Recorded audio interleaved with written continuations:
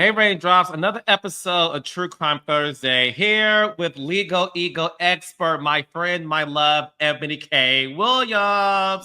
Hello, Carlos King. Hello, Raindrops. So happy to be with you again on this True Crime Thursday. Yes, I've been waiting for 5 days to talk to you because so much has happened since our last episode. And for my Raindrops, one thing about Ebony and I, we are here to report the facts and we are here to respect all things legality. So we're going to dive right into the fact that a woman named Jane Doe, who decided to be anonymous. Now, Raindrops, I know y'all thinking, Carlos, I think we kind of know who it is. We're not here to disclose her. I know there's been tons of conversations amongst the social media sphere about who this woman is. We at True Crime Thursday, we respect the law. And legally, we are not going to say this person's name in terms of allegedly who she is or her association. We are here to strictly talk about her testimony. And Ebony K. Williams, since our last episode last Thursday, the testimony has been testimonying. It's been... Hasn't it, Carlos? It is. And I'm trying to count. This would be... I certainly the second ex-girlfriend of Puff's, but if we want to kind of also include to an extent the Mia witness who talked a bit about things of similar nature, this could easily be the third and even to some extent, Capricorn Clark with some of these things. It's at least the third woman, right? We can say that, right? Definitively, Carlos. Yes. This is at least the third woman that the jurors have now heard from, who is recounting for the jurors and the courtroom her experience, her romantic turned abusive, allegedly turned criminal experience of Sean Diddy Combs. And you remember last week, Carlos, I talked about and I critiqued the prosecution around the order of witnesses. Yes. I want to reignite that critique. This is another witness. While I want to say I think there is value in her testimony, and I know we're going to break it down in a minute, I also still wish we would have heard from her earlier. Because a lot of what she's talking about, especially when we hear her, Carlos, talking about her initiating some of the violence that ensued between her and Sean Combs, right? She talks about, I slammed his head on the marble counters. I, threw glasses at him. And then he responded with extreme violence in turn, kicking her, stomping her, pulling doors off the hinges, dragging her through the home. And it all sounds awful. And it is awful to the extent it is to be true. But then it starts to me muddle the argument of the racketeering and the organizational piece. See what I'm saying? Because now this is a relationship that is domestic in nature. This is not an employee. This is not a security guard. This is not someone who is of the Sean Combs enterprise. And I would have preferred, Carlos, if we had heard all of the domestic witnesses, so to speak. So the Cassie, this young lady, if there's any other future Jane Does, I would have rather heard them together. And then the jurors could have had a fresher recollection of the Capricorn Clark testimony, to an extent, the Cassie's mother, her testimony, because she's talking about receiving instruction from employees, this and that, why you're now that, because that's more of the enterprise piece of the RICO piece. But I want to know, that's my position. What do you think about the order of the witnesses, Carlos? Well, no, listen, and I'm not just saying this because number one, you're in front of my face, and number two, we're friends. The reason why this True Crime Thursday with you has been such a success is because you have opened up my eyes to so much more than what my brain can handle, in the sense of how much education I have in the legal department, which is slim to none, right? So when you highlighted, you didn't go to law school like most people did. Right. So a lot of us, Ebony K. Williams, are being educated by you, and I am a student, for sure. It took you to explain to us last week about the order, not of events, but the order of the witnesses being called and the reasons why some of that has happened. I had no choice but to agree with you, because when I for the past couple of days, I have been waiting for bated breath with Jane Doe's testimony because I'm being very honest with you. It's salacious for sure, right? It's salacious for sure. And I like the tea. I'm just being honest, right? Yeah. I like the tea. You right? wouldn't be Carlos with the king if you weren't. Yeah. So listen, I'm not here to say I really just want to know it's the most salacious testimony to me, just based on the nature of what she's saying. Now, the order is interesting because based on what she's saying, I, as a fly on the wall, would have loved to have heard this earlier. I agree with you. Don Richard's testimony, a wash. Yeah. A lot of the others to the side. I agree with you too when you said, I really don't know why they feel the need to talk about the male escorts in so much detail, right? Yes. This woman's account to me sort of paints the picture of who Puffy is when it comes to various women, right? Yes. But the question that I always argue is this is not a case about domestic violence. Right. This is not a case about a man's sexual appetite. It is a case about racketeering. It's a case, obviously, about sex trafficking for sure. And we'll get into that in her testimony. So that part to me really highlighted some of the stuff that I thought like, okay, now we're getting into it when we talk about the fact that this woman met Puff while her friend was dating him. Yeah, that seems to be a pattern of his, by the way. Oh. Right.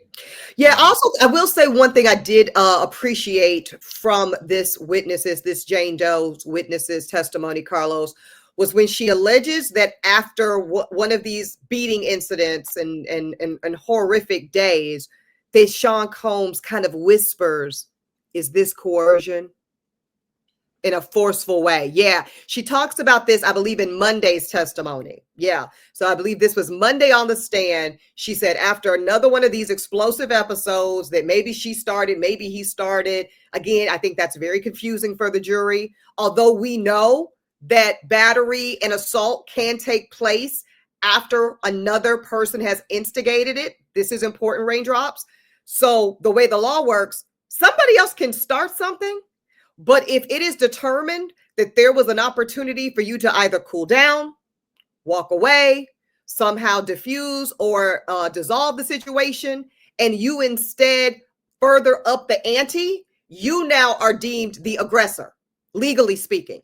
So I just want to make that clear. Just because she started it doesn't alleviate him, Carlos, of the ability to still ultimately wear the responsibility of being the aggressor. So that's important, right?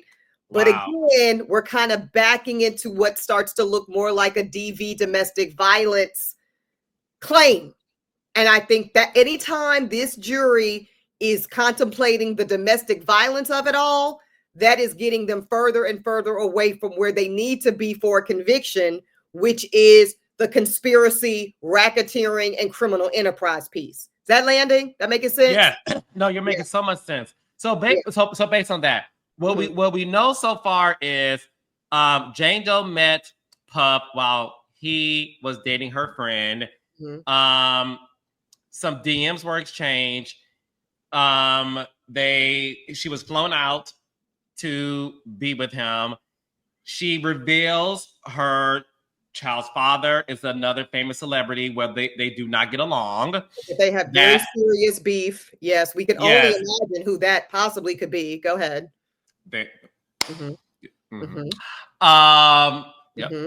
And then she sort of started revealing the fact that, sex happened. He wanted to see more of her. How he asked her about her bills. He was giving her an allowance, Ebony, of $10,000 a month. That was for rent, I believe.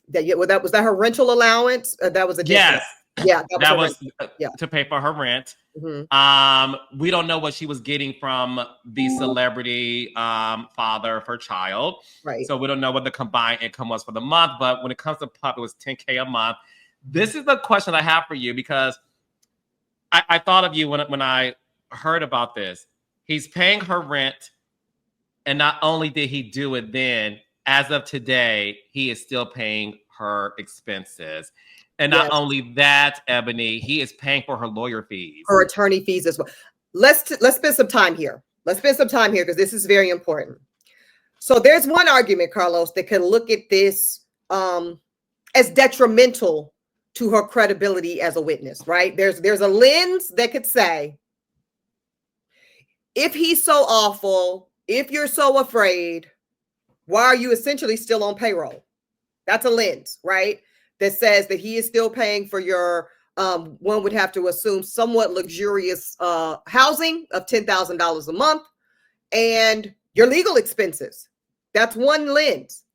But another lens, Carlos, is that this could be argued. And again, this is going to be honest, will be on the prosecutors, on those 6 women sitting at that prosecutor's table to make the argument I'm about to make for you.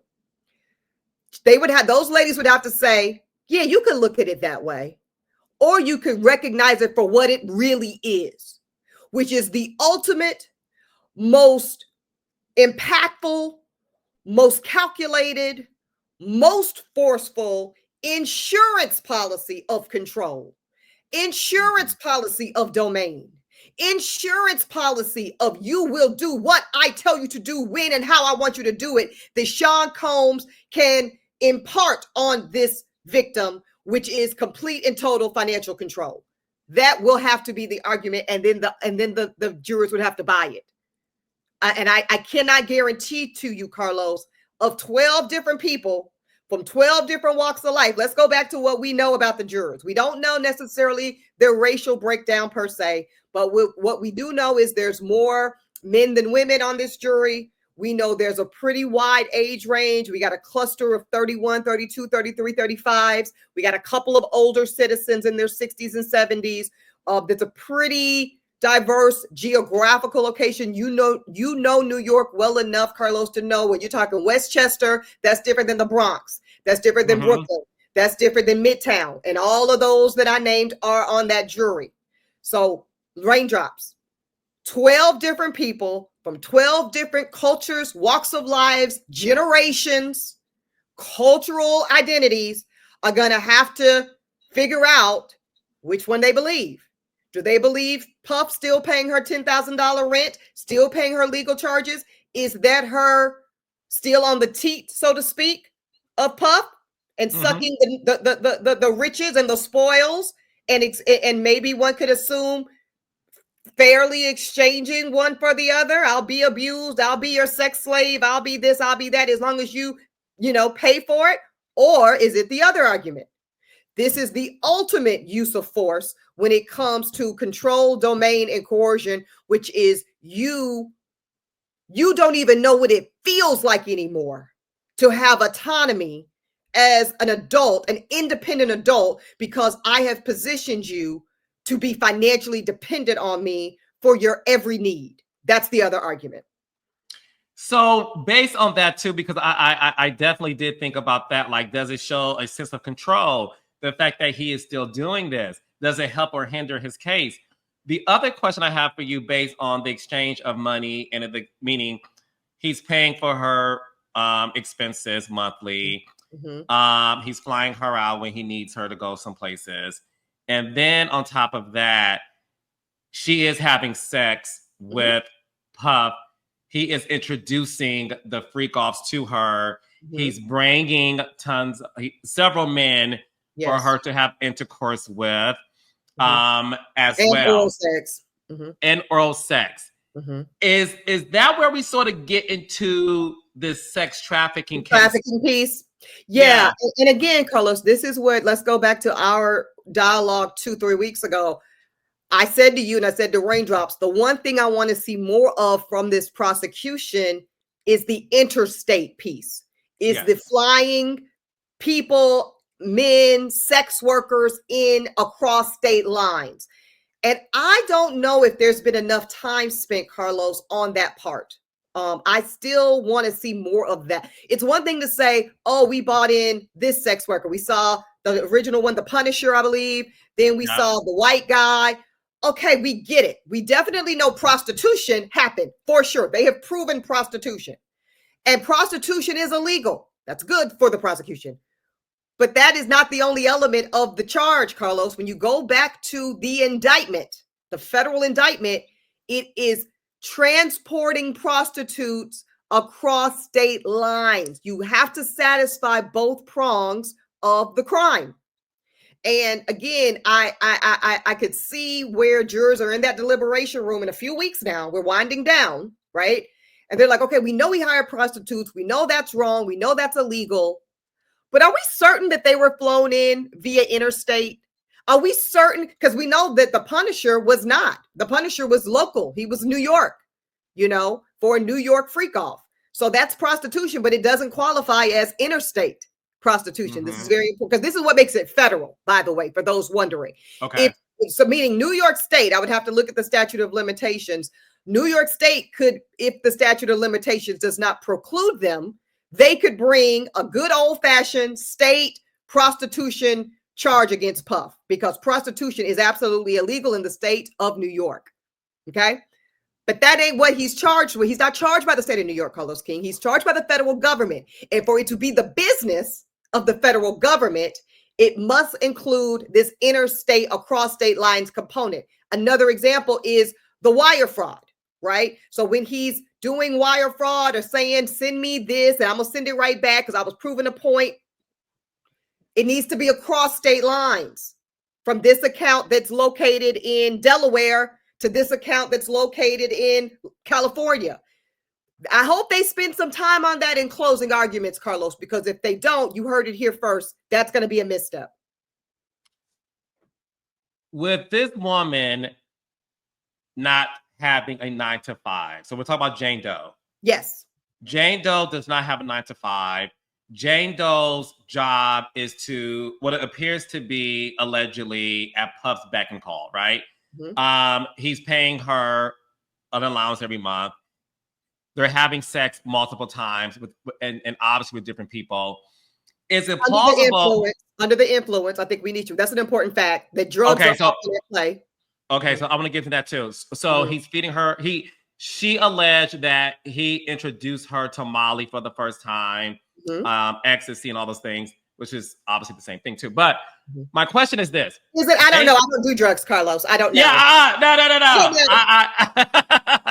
no. Water for Carlos King, baby. Oh my goodness. Go ahead. I'm not doing this with you today, Carlos. Go ahead. Question for you. Because she's having sex with him, because he's inviting sex workers to have sex with her, he's watching it, and he's participating at times, he's still paying her monthly expenses. Is Jane Doe considered a sex worker?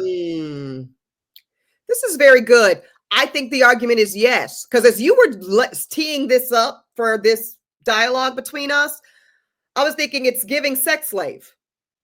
And the only difference between slavery, that level of servitude, and not in a worker is in exchange for a rate. So if indeed the argument is he's paying her for her services, for her time, I think that qualifies as her being a sex worker of sort. She might not be on the app and you swipe and yes, but that's not the requirement. I absolutely think in action, in way of being, she becomes a sex worker. Now, once again, is she being flown in across state lines? Because I don't know if it's the Jane Doe that some are speculating. I'll be candid with you. I don't know enough about her to know where her residence or where she lives. So I don't know if circumstances would require her to be an interstate transaction. But that is certainly going to be important to proving the case.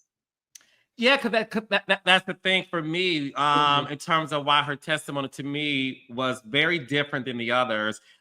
Jane Doe did say that when she read Cassie's 2023 lawsuit, that she felt it mirrored her life. She did say that as well. One of the things that was also revealed that you brought up earlier that I want to spend a little bit more time on is the word coercion, right? Yes. As you stated, after the physical altercation, Jane testified that Combs instructed her to put on makeup to cover her injuries and take an ecstasy pill because he had invited an entertainer over. Jane says she told him, "I don't want to." But Combs got close to her face and said, "Is this coercion?" She testified that she eventually has sex with the entertainer while Combs watched. So I have a question for you based on this. Combs, Puff saying that exact we call him word. Combs, honey. Yeah, that's right. Right. With my glasses and my black shirt.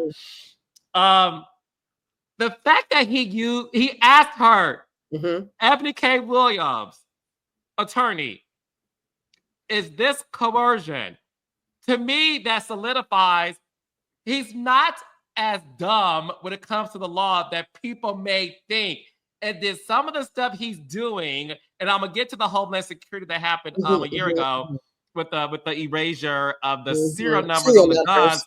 Him saying that, has he been getting legal advice possibly from somebody in terms of what you're doing is sketchy, but to protect yourself, there's certain things you may have to say or do? Or am I reading too much into it? No. You're following the facts. That's what we do in this business, Carlos. You're a very good student, by the way. Let's just talk about our 6-week thus far tutorial is going swimmingly, honey. A student for Carlos. No, but for real, you are following the facts. That's what this whole thing is about. So of all the critique I have for the order of the witnesses, and I think she's kind of giving us this, and I don't know if she's taken away from that. The most fantastic thing Jane Doe does this week for the prosecution is that testimonial exchange. When she shares under oath, he beat me, this happened, that happened. He told me to put ice on my injuries, put on the lingerie, give oral sex to this man. I didn't want to do it. He essentially force feeds me the ecstasy, which is a drug to, at best, undermine my ability to consent and have conscious awareness. Very important. I hope that the prosecution breaks it down just like that. See, you can't take anything for granted in a case like this, Carlos. So you can't take for granted, all jokes aside, that everybody knows what ecstasy does, what Molly does. You have to talk. This is why that famous line from the great legal film Philadelphia still resonates today. When Denzel says, "Tell it to me like I'm a 6-year-old," he means that shit. Break it down to the most basic minutia of understanding. Because when you start taking for granted, oh, well, the juror should know that if he's giving her Molly or giving her ecstasy, that's going to eradicate her ability to give informed consent. There might be somebody, when I tell you there's no shade to the seniors and silver citizens among us, but if there's a 72-year-old juror, they might not know what that is. They may not know what that is at all. There might be a 31-year-old that doesn't know culturally what that.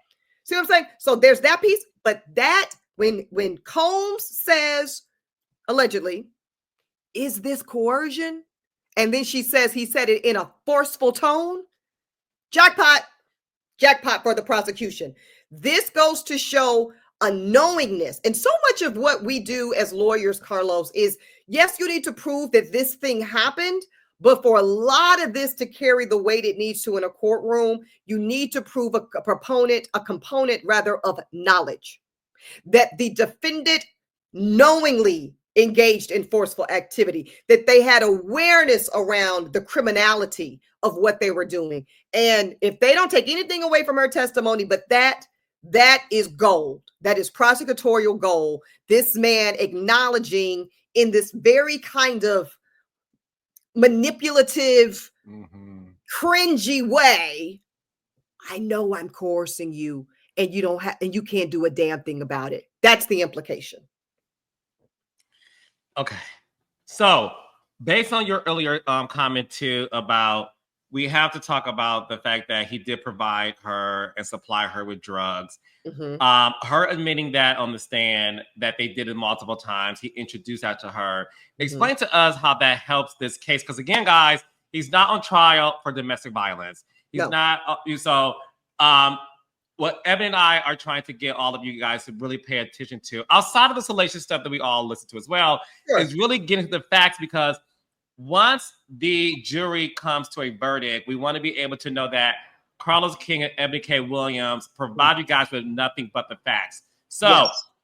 the admission of her drug usage during sex, during this coercion, how does that help the case that he's under right now? Yes. So this is what I want you to think about, Raindrops. Think about the charges. So we know RICO, we know sex trafficking, as Carlos mentioned, we know those things. And then think of the elements required in each charge to prove guilt.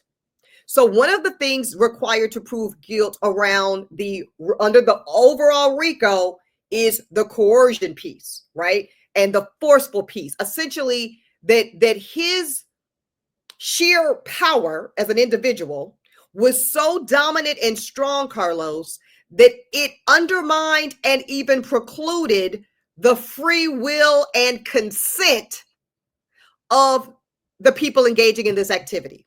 So for everybody that wants to, let's go back to Cassie. So everybody that wants to say, well, she sent a text message saying, I love you so much and I want to please you, blah, blah, blah, blah, blah. We know at some point this Jane Doe even, well, I did love him and da da da da da. That's one thing that would look to show consent, right? That's what the defense is going to argue in a couple of days when they start laying out their case, right? But the prosecution is saying, no, but go back. Do you also remember when she said, I was introduced to a mind-altering narcotic by Sean Combs? Not that I was already a proficient drug user. I was already this, that. No. This man introduced to me a substance that by its very mechanism distorts the mind, reduces ability to have awareness and volition, voluntariness. That is the very essential nature of what must be proved, Carlos. So they don't have a choice. They got to prove that piece. Otherwise, their case starts to fall apart. So the drugs and how the drugs came into play. So the introduction of the drugs by Sean Combs is very important. I said I didn't want to, and then he came back and said this, very important.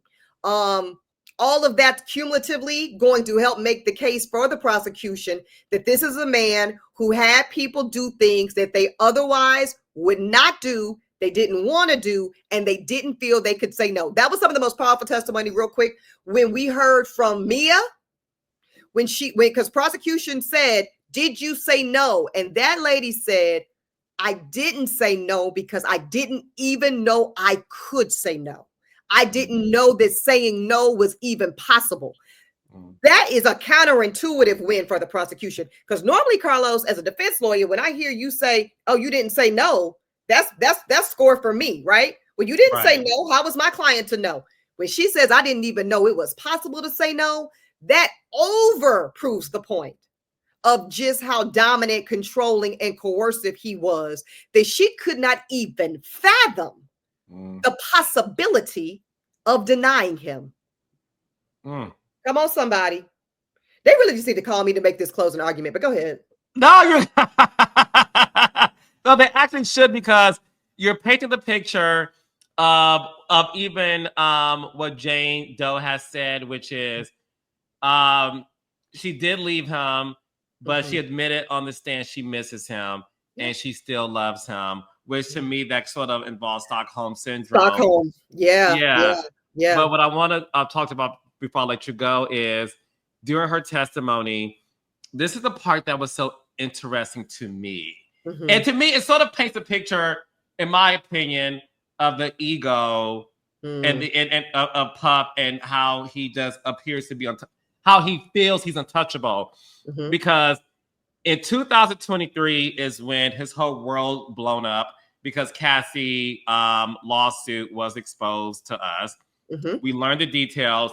He was canceled from every single organization. Reality took their keys back, literally. They took the keys back and everything.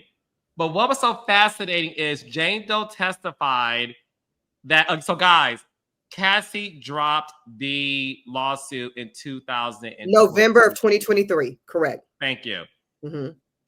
As recent as August of 2024, Jane Doe said during that time they were in Miami. So this is a year, guys, after Cassie revealed everything. Yes. Honey, they were still together. She said when we were together, we were just in our same routine, having sex and everything. She added that entertainers were still involved. Yes. So even after his world blew up, he is still engaging in the activities that have led him to here. This is why this is very important, Carlos. Now, I want to be clear with raindrops. Look at Carlos. Carlos said it took him out. No, it is. It's unconscionable because in a reasonable person's mind, this would not continue. This would cease. If it did occur, it would certainly cease at this point, right? We're now in damage control mode. We're now in recovery mode. But this is a reasonable person's mind. We got to go into the dark crevices of what we are being told is the mind of Sean Combs. So I last week for TMZ, Ray J joined the TMZ show. And he, of course, was saying that for him, Sean has always been a friend and a big brother and this and that.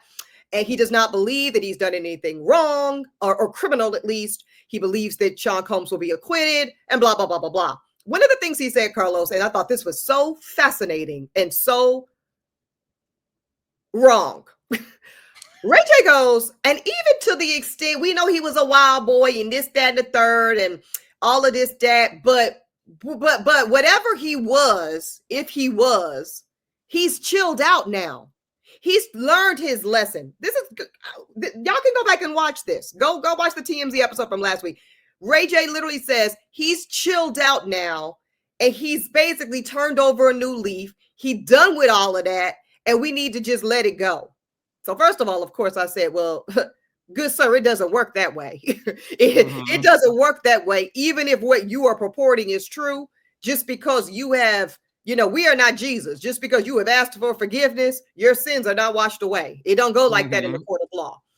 But even to the extent that that is an argument to make, Ray J, Jane Doe is telling us that ain't so. She's saying nothing about him has chilled out or learned the lesson or reverted his ways and redeemed himself. No. Like you said, Carlos, we're hearing that it was can't stop, won't stop. Literally, can't stop, won't stop to the very end of the road till the cuffs clank came out. And I mean, again, I don't want to necessarily put much on that legally outside of, let's be clear about the narrative. Let's not construct a narrative, Ray J or anybody else, that presumes remorse. Because this is going to be important for sentencing, by the way. If he is convicted, that's what the judge is going to want to know, because the judge will be doing the sentencing. And it's like, okay, this jury has said you're guilty. Now what I'm going to decide how much time you're going to do. And I could sentence you up to life. And then the defense, potentially, if he's convicted, Carlos, will try to lay out mitigating circumstances. That's what that's called. And they will try to make this, I think, very weak ass Ray J argument of, oh, he's a changed man. He's learned from the error of his ways. He's been in rehab. He's all these things. Here's a letter from his pastor. This is literally what we do as defense lawyers, right? This is the charity work he's done. He's given $1 billion to the Girls and Boys. But what Jane Doe has just told us is that, oh no, after the Cassie lawsuit of 2023, after even the some of the original raids, the behavior continued until he was literally locked up. And this is the crazy part. This is the crazy part. She said in August of 2024, raindrops is when they were still having sex with sex workers, the entertainers. He got arrested September of 2024. Can't stop, won't stop. That's it. That's it. That's it. So this goes after the federal government has said, we are coming for you. Your response, if Jane Doe is to be believed, is not remorse, is not change behavior. Apparently, it's defiance.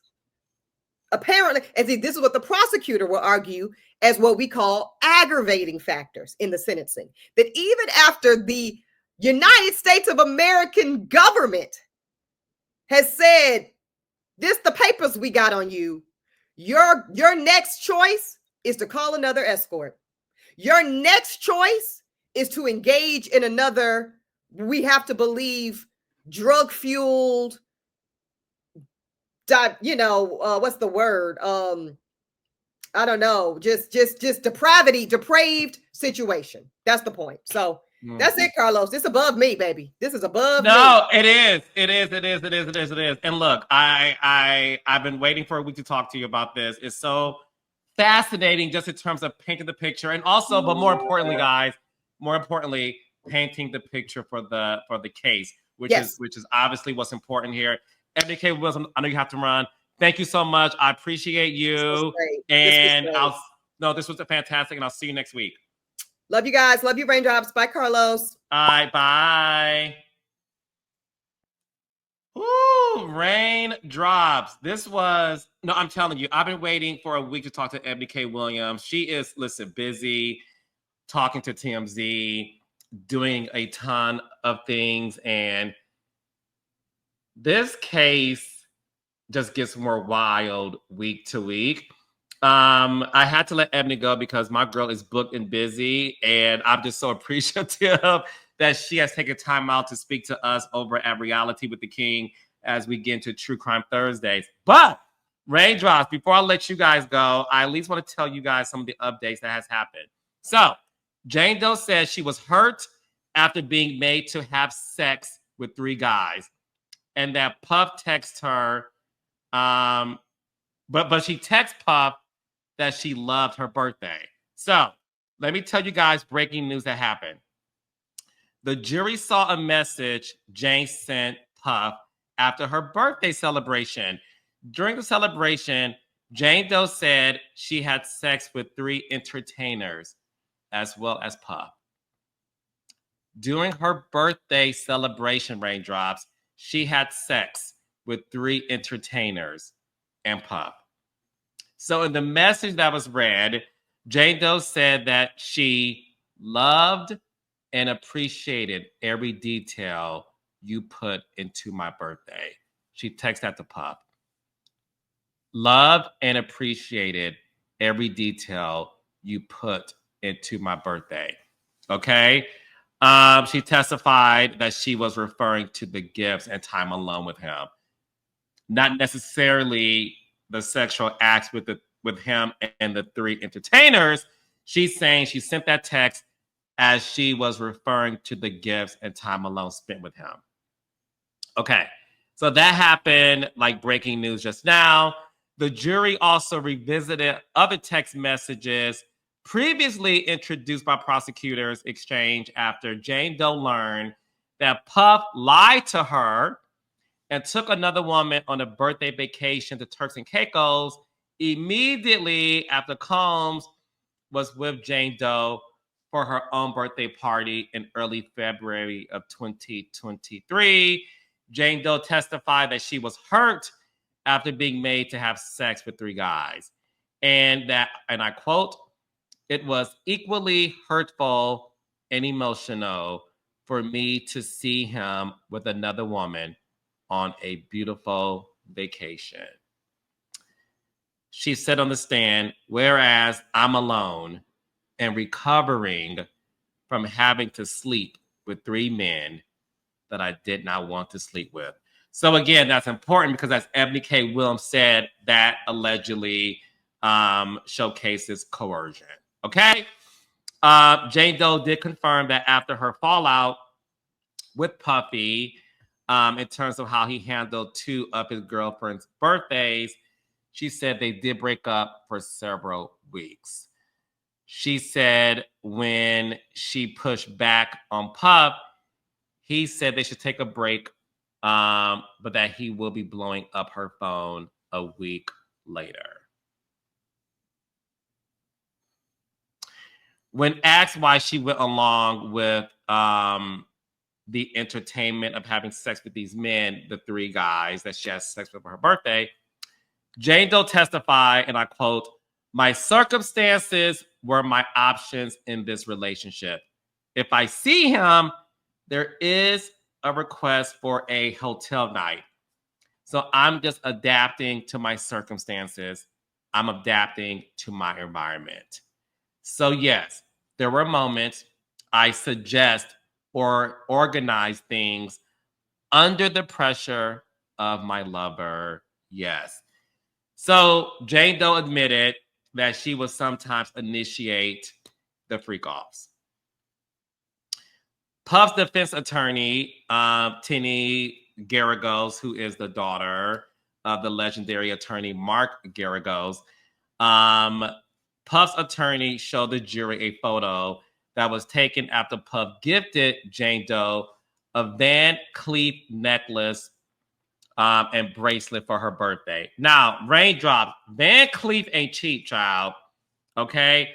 A Van Cleef bracelet, depending on the material, the diamonds and all that, can range anywhere from $5,700 to $31,000. That's the bracelet alone. The necklace can range anywhere from $7,000 to $22,000. Okay, just to paint the picture for you guys. So with that being said, Puff's attorney showed the jury a photo that was taken after Puffy gifted Jane Doe a Van Cleef necklace and bracelet for her birthday. Jane Doe testified that she had just received the gifts, taken an ecstasy pill, and was waiting for an entertainer to join them. Puff's attorney Garagos suggested that Jane took the photo because she was so excited. Jane Doe testified that any type of affection at this point in my life that I received from Sean, that's Puffy, I received with open arms. She testified that. She said she was happy to be wrapped up in my lover's arms at that moment. So again, is what Evan and I talked about. Exchanging of money and gifts for sex is what the prosecutors are trying to paint the picture of sex trafficking. Whew. So this is the last one because this also talks about sex trafficking. In February of 2023, this is when they talk about the birthday. Jane Doe did testify that she asked Puffy for $15,000 so that she could buy an outfit and dinner for her and her friends. And she confirmed that he did pay for the dinner.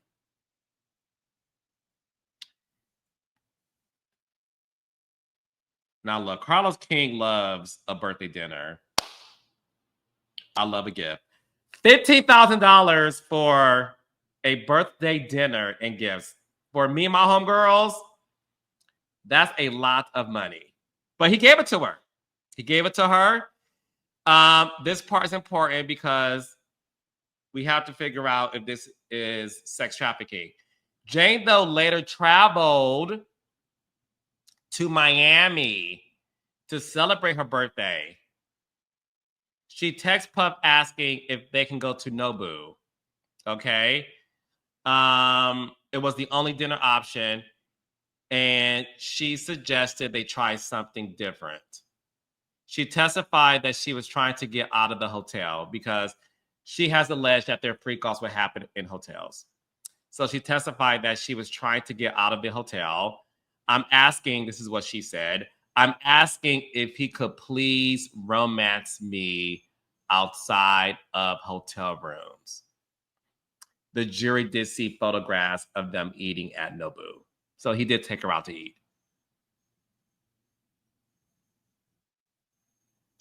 So yeah, there's a lot more that's going to come out of this case. And what the what the jury has seen so far is there's text messages where Jane Doe is saying things like, last night was amazing.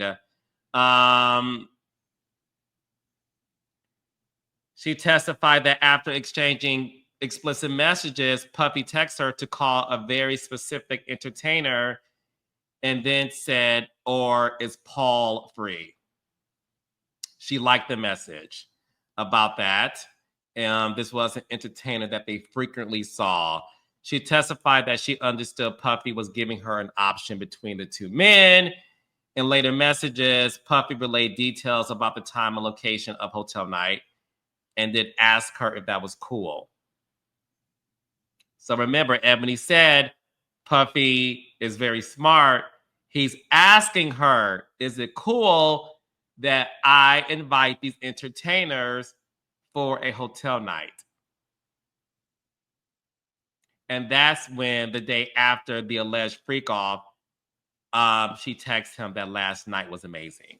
So what the prosecution, what the defense is trying to really show is the fact that she wasn't coerced because he did ask her. She said it was cool. They did the deed, and she texted him that last night was amazing.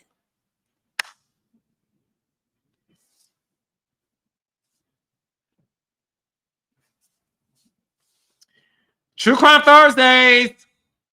More to come, more to come, more to come. Raindrops, thank you. Make sure to like this video and subscribe, okay? True Crime Thursdays is something we're trying out. It has been a huge success, so thank you all so much. And just know I'm dropping something special tomorrow, Friday. Subscribe to Carlos King's YouTube channel. Tell a friend, phone a friend, tweet, like, subscribe, okay? Spread the word. We got Reality with the King, Monday Night Live, my exclusive interviews, True Crime Thursdays, and I'm dropping something else. So make sure you guys log on tomorrow, Friday, to see what else we have up our sleeve. All right, Raindrops.